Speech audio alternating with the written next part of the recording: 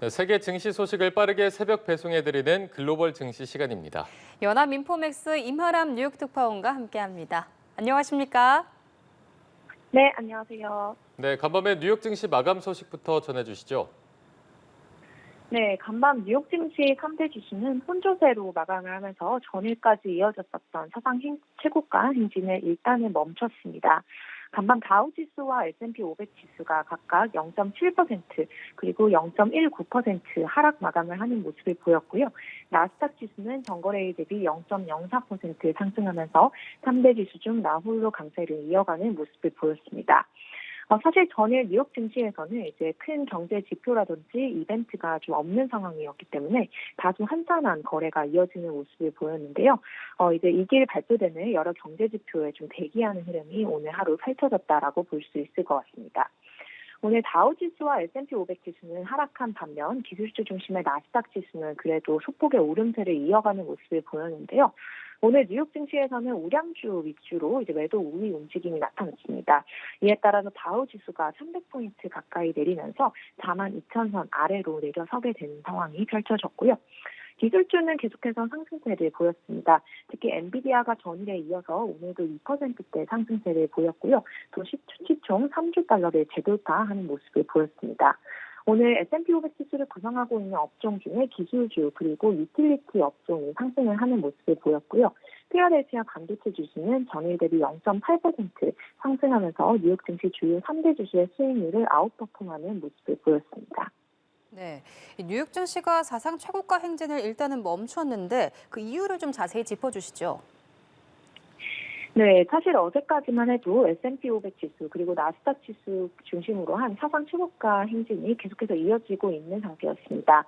이제 다우지수 같은 경우는 전일까지 4거래일 연속으로 사상 최고가에서 마감을 했었고요. S&P 500 지수 역시 이제 계속해서 어제까지 2거래일 연속 사상 최고가 마감을 했었습니다. 오늘 같은 경우 S&P 500 지수는 장 초반 한때 장중 가격으로 또다시 사상 최고가를 달성하기도 했는데요. 계속해서 주가를 올리려는 이런 모멘텀이 조금은 부족했던 것 같습니다. 오늘 결국 이제 S&P 500 지수 그리고 다우 지수가 사상 최고 레벨에서 소폭 반락하는 모습을 보였는데요. 시장 내 참가자들이 계속해서 미국의 경기 침체에 대해서 우려를 하고 있는 상황에서 계속해서 주가의 고점을 올리기에는 상당한 좀 부담이 있었던 것으로 해석이 되고 있습니다. 뿐만 아니라 오늘 시장 같은 경우에는 이제 크게 시장을 움직일 만한 재료가 좀 부족한 상태였기 때문에 관망세가 좀 펼쳐지고 있는 상황이라고 볼 수 있을 것 같고요. 내일부터 미국의 여러 가지 좀 중요한 이벤트가 많이 예정이 되어 있습니다.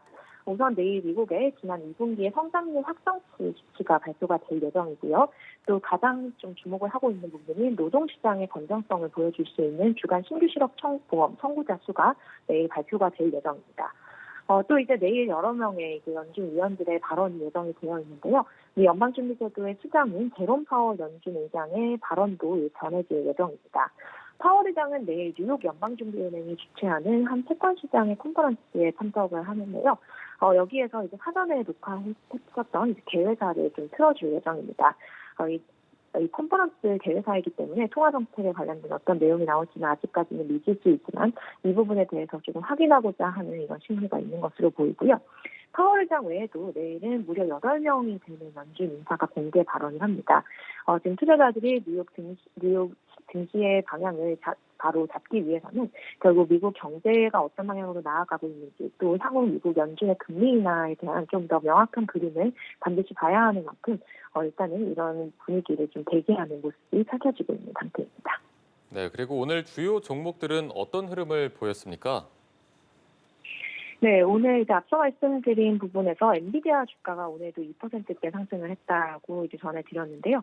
엔비디아 주가는 오늘도 상승세를 이어가면서 시가총액이 3조 달러를 회복을 하는 모습을 보였습니다. 오늘 뉴욕 증시 마감 이후 이제 주요 반도체 종목 중에 하나인 마이크론의 실적도 발표가 되었는데요. 시장에서는 이번 마이크론의 실적이 다소 좋지 않을 수도 있다라는 이런 우려가 있었는데 마이크론은 보란 듯이 시장의 예상치를 상회하는 실적을 보고를 했습니다. 뿐만 아니라 향후 실적에 대한 전망치인 가이던스 역시 좀 좋은 수준으로 나왔고요. 이에 따라서 지금 시간 외거래에서 주가가 13%가량 급등을 하고 있습니다.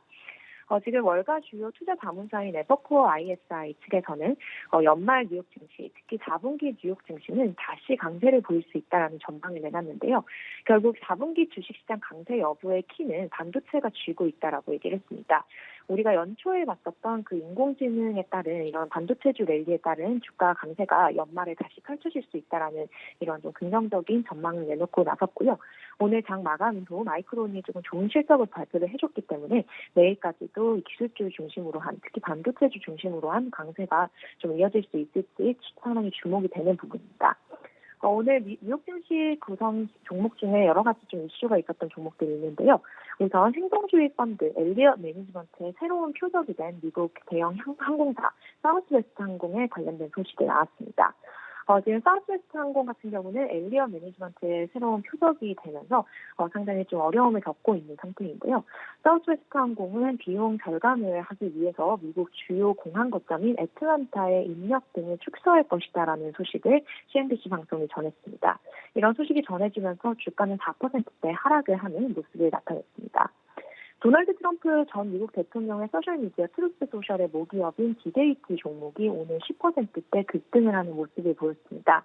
사실 이 도널드 트럼프 전 대통령의 소셜미디어 모기업 디데이티 같은 경우는 지금 어제도 5% 상승을 했고 오늘도 10%대 상승을 하는 모습을 보였는데요. 최근 이제 이 종목에 대한 보호 예수 기간이 끝나면서 주가가 사상 최저가를 찍었었기 때문에 이 급락에 따른 반등 시도가 전일에 이어서 좀 이어지고 있는 상태인 것으로 보입니다. 대선 국면에서 가장 변동성을 보이는 종목 중에 하나이고요.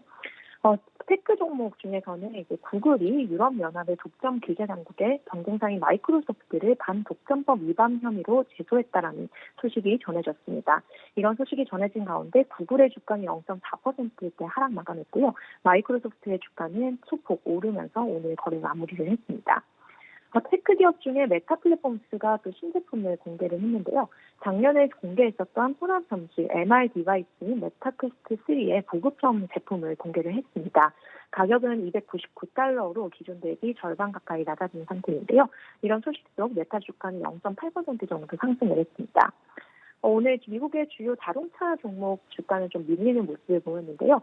모건 스탠리가 포드 그리고 GM에 대한 투자 의견을 강등시켰다라는 소식이 전해지면서 이 두 종목의 주가는 4%대에서 5%대 하락을 하는 모습을 보였고요. 반면에 전기차 기업 테슬라의 주가는 1%대 상승 마감했습니다. 네, 알겠습니다. 지금까지 글로벌 증시 상황 알아봤습니다. 연합인포맥스 이마람 뉴욕 특파원과 함께했습니다.